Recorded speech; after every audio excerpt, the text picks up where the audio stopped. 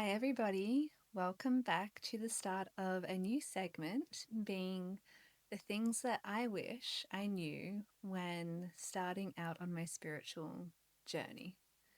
And this is episode 1 that came to me following seeing a client whereby she expressed interest in receiving mentoring simply because she was overwhelmed with the amount of information out there and wanted help and guidance navigating her journey and having somebody there who could answer all of the questions that she was facing. And so that inspired me to start this new segment whereby each week I'll be uploading different videos on things that I wish I knew more about when starting my journey, in the hopes that it helps other people who are following the same path. And if there's anything that you have questions on or that you want to know more about, then feel free to just drop it in the comments and I can make a video on that as well. This first video will be on light and dark, the difference between the two and how they interconnect and interrelate in the spiritual realms. Because of course, when you open yourself up to one aspect of spirituality, you open yourself up to all of it. And I think that it's harder to find information that brings both of those together because you either have people talking about the light side and refusing to engage in the perceived dark side, or vice versa. But there's very little content that bridges both. And I think that when you start out on your spiritual journey, it's very, very important to actually understand what you are opening yourself up to. Because it's not enough to simply say, I only open to this aspect, but ignore all the rest. Because the metaphysical realm, to some extent, it is governed by intention, but it is an intelligence of its own. And ultimately, if you enter the spiritual journey with the intention of only understanding one aspect, then you leave yourself more open and vulnerable to the other side. And before I go further with reference to some of my own examples, I want to preface it by saying that this is not a fear mongering video. In fact, its intent is to do the opposite, because through proper understanding, I think it's easy to see that the dark side is nothing to be scared of, but it is something to be aware of. And through increased awareness and understanding, the fear diminishes because you start to see and understand how both interlink and both work together, ultimately with the shared goal of higher evolution for each of our individual souls on Earth. Because just like the light is here to teach us, to guide us, and to help us on our journey, so too is the dark. It's simply a teacher in its own form, with its own teaching methods that can sometimes be more extreme, but it's nothing to be scared of, it's nothing to run from. It's just another thing to simply face within yourself. Because ultimately, the labels of light and darkness, good and bad, are human concepts. They don't exist in the higher realms because they're not needed. Everything is simply energy. Everything is guided and working under a higher power. It's just two different sides that serve to teach in different ways with different energies. One may be more effective in some instances and another more effective in another instance. And if I talk about some of my personal experiences with the other side, I think you'll be able to see how it's an incredible teacher. And I'm not saying that one side is good and the other is bad, because it's up to each of us to understand both and decide how we want to walk our journeys. So for me, my first experience with spirituality was very much on the darker side. And that is simply because at that time, I believe it's how I had to learn, and it set me up for future success or future growth on my spiritual path because I got exposure to the other side of it very early on. And that was simply a reflection of my own inner state of being at the time, given that I was very depressed, partying, etc., a polar opposite version of who I am now. But it's really what set me out on my broader journey back home to myself. And so my experience with sleep paralysis, I immediately knew that it was not of this world, because whenever I drifted off when I was on my back, and only when I was on my back, would I feel things touching me, would I feel the pressure, hear the voices saying incredibly scary things like, you can't run, you can't hide, we're going to find you, we're going to get you, we're coming for you. Incredibly scary at the time, because you're fully frozen, you can't do anything, saw the shadows and had all of that experience. And it actually started the questioning inside of me over what is actually going on here. I knew that this was not normal, and I knew that it was supernatural to some extent. And through further research, I decided one night to try a Christianity method of dealing with the supernatural realm by calling on Archangel Michael. And so, lo and behold, that night when I had sleep paralysis, as soon as I noticed it, I called on Archangel Michael to protect me and to clear the space. And within a split second, the sleep paralysis was gone. And this was incredibly abnormal for me, given that usually it would take maybe 2 or 3 minutes once I become aware of it, of fighting to fully wake up. When all of a sudden, when I call on something bigger than myself, I'm out of it immediately. And that further proved to me that what was happening was far bigger than simply a construct of my own mental creation. Then, a few years later, after dealing with sleep paralysis on and off, which kind of became just like my BAU normal expectation every now and then, I had my second encounter. And this fascinated me even more because it came at a time when I started exploring spirituality more. And I don't mean just reading books, but I mean actually opening myself up to the spiritual realm in the way of becoming a practitioner and serving the light, serving spirit, and serving something bigger than myself through taking on that practitioner role. And it was very, very immediate. And so my first thing that I did was this medium called crystal dreaming, which in essence is where the practitioner opens themselves up fully to the spiritual realm and facilitates a journey for the client through the use of crystals. And you run into encounters with things like ghosts, past lives, witches, wizards, spells, everything and anything, depending what the client needs to release. And so it was very, very, very intense, and I loved it. And for some reason, the first time that I tried doing that as a practitioner, I just knew it was right for me. But throughout the training, the facilitator mentioned this being called the mother demon and cautioned us of encountering it. That night, when I went home following the first day of training, I encountered the mother demon. And I had no idea what was happening to me. I didn't draw a conclusion until after I messaged her to say, what was this? Like, what just happened? But in essence, I was meditating, doing my usual nighttime meditation, when all of a sudden I just felt this overwhelming presence and pressure of fear come out of nowhere.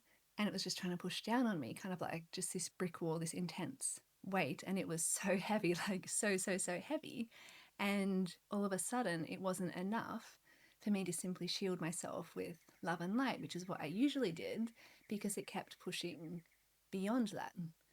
And so I started chanting a few mantras that I knew would protect me.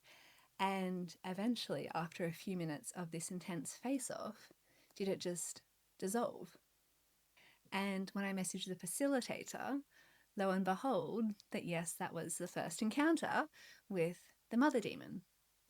And while that experience may be scary, because again, I'm not trying to fearmonger, I'm simply saying that that happened simply because I opened myself up to something bigger than myself. And it was almost like a test of strength, a test of discernment, with spirit saying, okay, you want to open yourself up to this. It's going to take you from, let's just say, here to here. Are you really ready to operate at this level? And I believe that the mother demon was that test to say, if you can't hold strong, then you are not ready to come here.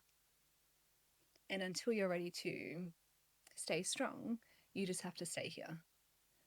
But because I was able to hold steady, again, I think due to my previous exposure with sleep paralysis, I didn't fall into fear. I just held strong because it was not unusual for me. Was I able to hold strong enough to move from here to here? Because after that moment, like, it never came back again because it had no reason to. It was almost like a test from spirit to say, are you strong enough to handle what you might be exposed to in the next level? And so again, it wasn't there to scare me. It wasn't there to punish me. It was there to actually help me and in a way to protect me from what I may be exposed to or what I may be opening myself up to as I progress further along the practitioner role. And then it brings me to experiences kind of 3 and 4 and 5, which happened when I was practicing crystal dreaming. And I saw a few clients and noticed that their energy started to attach or try to attach onto myself. And what I mean by that was because the clients were releasing certain things, if my energy and my auric field were permeable in any way, shape, and form, the biggest risk is that that energy can latch onto myself if, and only if, it resonates enough to do so. And so the first encounter with that came in the form of a dream, because I'm incredibly open in the dream realm. And it was this being that was trying to get me to make a contract with it.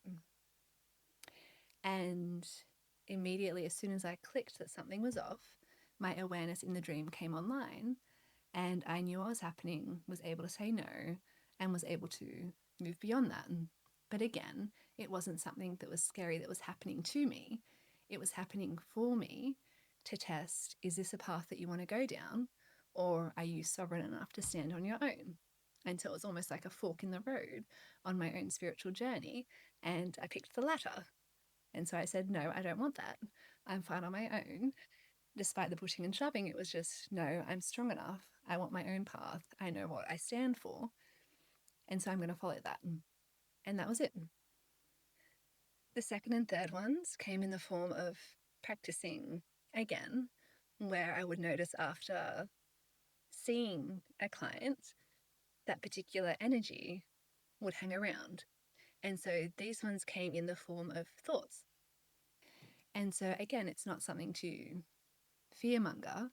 It just simply taught me to be aware of thoughts and the fact that thoughts are not necessarily always generated from yourself. They could be generated from an energy that is surrounding you, especially after seeing a client. And so, for example, I saw a client who was very depressed and helped them to let go of some of that energy. And for a solid week after, I just noticed an increase in depression type thoughts creeping into my mind. But because I caught it early on and because I became aware of that through learned experience, I knew that those thoughts were not my own. And it dissipated just as quickly as it came. And similar to energy that was seeking power.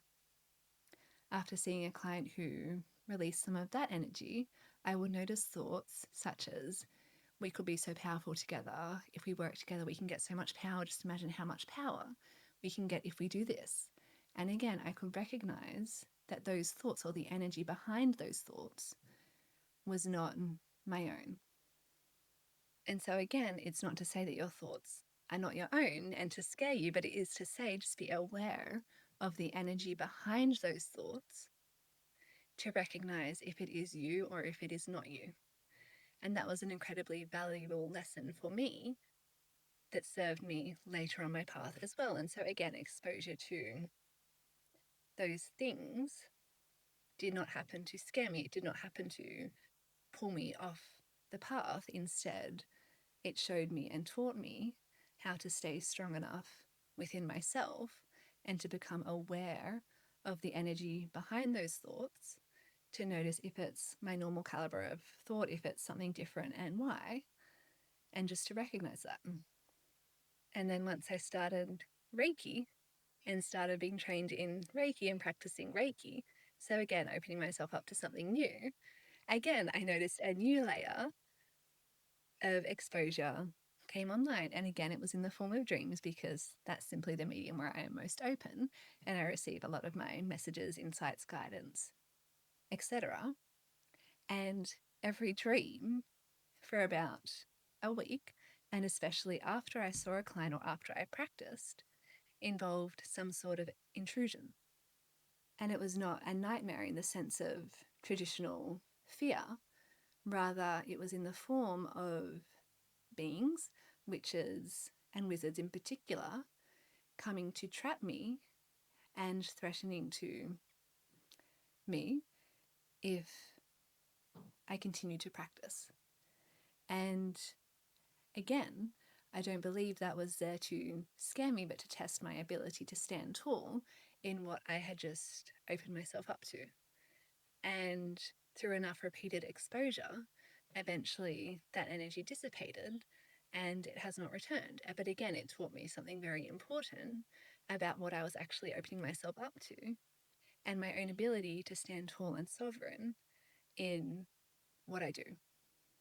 Then, fast track a few months later, after practicing for quite some time, I noticed something else.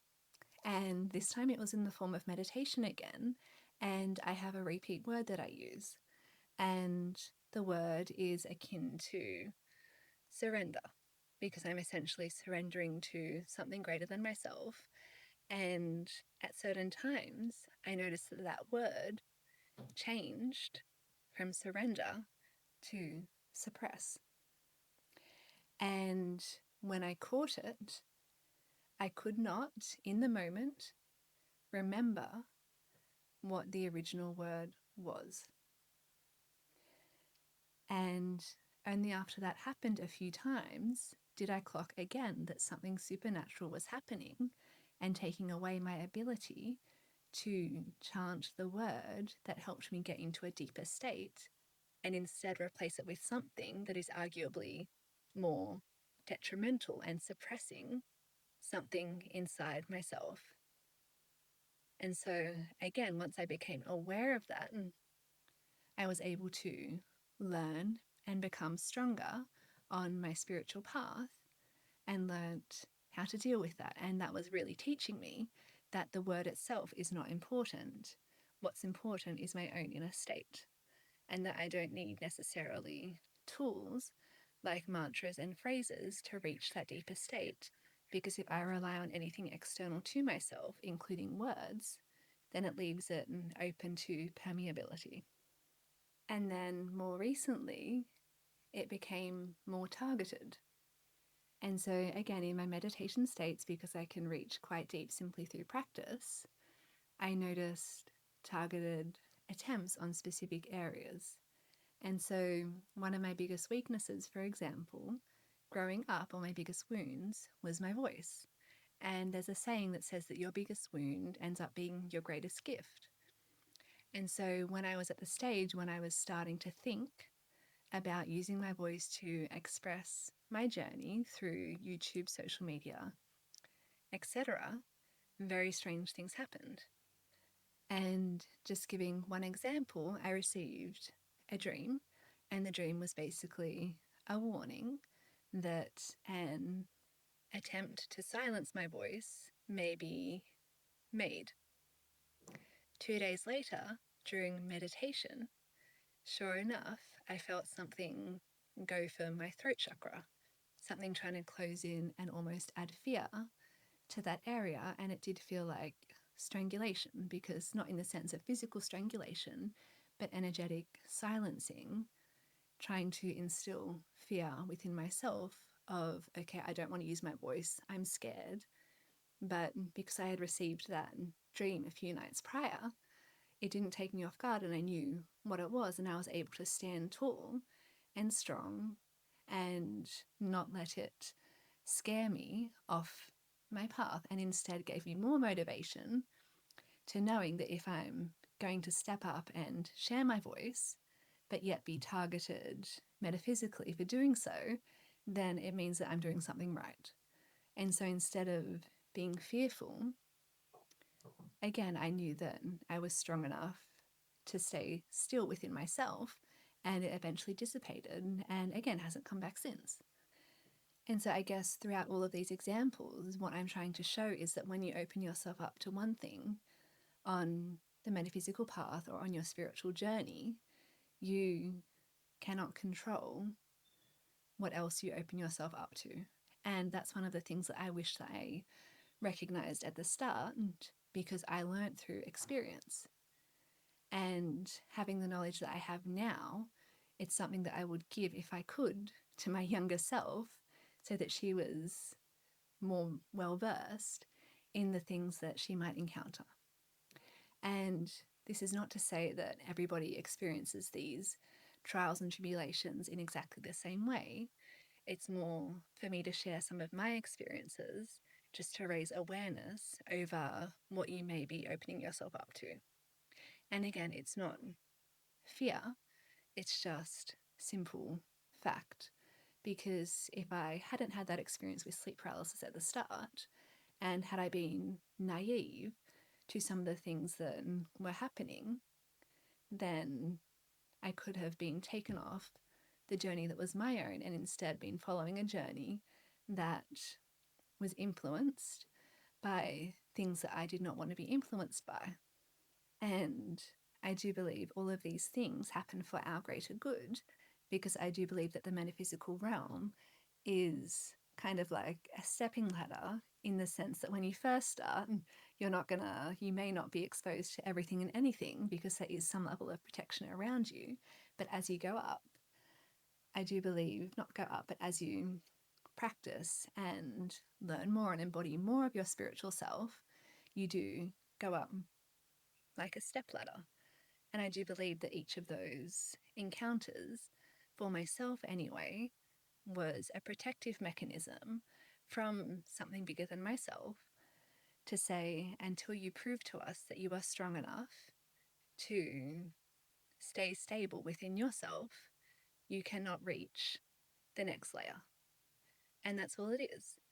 And through each of those experiences, I did not react with fear, not because it wasn't scary, but simply because I had the awareness over what was happening. And if you can take one thing away from this video, I would say that it's know your own power, and know what you stand for, and know why you are embarking on your spiritual journey. Because not once did I waver, because I knew that I was strong enough. I knew that love and light outweighed anything else. And because of that, I knew that everything that I faced was simply a test. And that's all it is, just like a school test, just like a uni test. It's just a test with spirit saying, hey, are you strong enough? Can you stay still? Can you stay stable? Can you stay sovereign, whole, and light when faced with this? And that's all it is. And so through each of those, I knew that. And I just remembered my anchor within my heart. And so maybe that's the second thing, like you always can come home to yourself.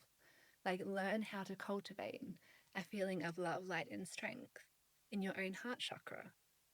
And when those experiences happen, simply anchor your awareness here and just know that you are strong enough. Just know and have faith in your own spiritual team, in your own body, in your own energy field, then you can handle whatever is thrown your way, and be strong enough and sovereign enough in your own intentions that nothing else can influence you, because you are your own guiding light on your journey. And you can always anchor your attention back to your heart to feel what is right. I do want to go into some of the detrimental impacts of taking shortcuts, but I think I'll save that for video too, because I think they go hand in hand.